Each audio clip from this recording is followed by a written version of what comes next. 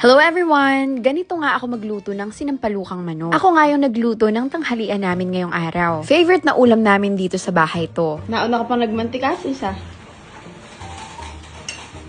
Ayun. Ayun na yun eh. Yun na yan. Ayun.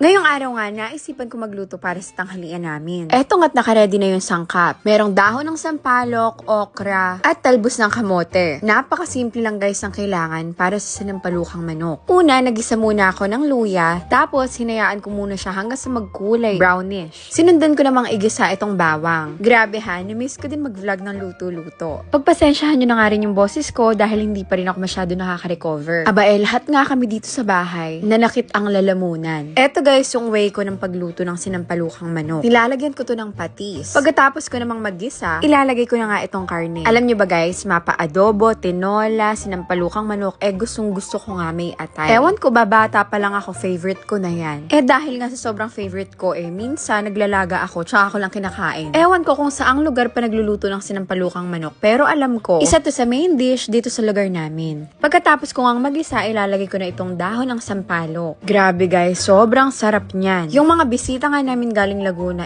dito lang nakakatikim ng sinampalukang manok na masarap. Eto nga't nilagyan ko na ng sabaw. Syempre, hindi mawawala ang 3 pirasong sili. Isa din kasi yan guys sa nakakapagpasarap. O diba, ganyan lang kasimple? Pagkatapos naman yan, ilalagay ko na yung mga kasunod na gulay gaya ng okra, talbos ng kamote. Grabe, ewan ko, nakikilala nyo pa ba yung boses ko? Pinilit ko nga lang mag-voice over talaga ngayon kasi 2 araw na ako walang upload na vlog. At huli ko ngang nilalagay itong pangpaasim. May iba, pagkalagay ng tubig, nilalagay na yan, pero ako sa huli ko nilalagay. Nako, excited na nga akong ipatikim sa kanila itong niluto ko. Pero alam ko masarap to 100%. Tignan natin kung masasarapan si Mamshi. Oh, tikman!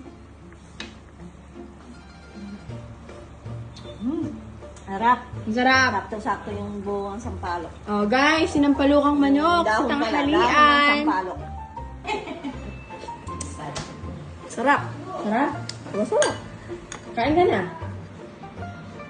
Guys, kukuha na si Krisha. Titikman niya yung niluto ko. Tikman mo Oo. Kung masarap. Kung pwede na.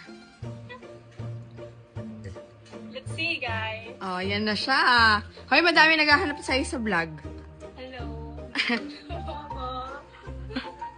So guys, tikman muna natin tong sabaw. Nauna ka pang nagmantika, isa. Ayun. Ayun na yun eh. Yun na yan. Ayun. Sarap. Oh, yun na nga. Yun na yun. Reaction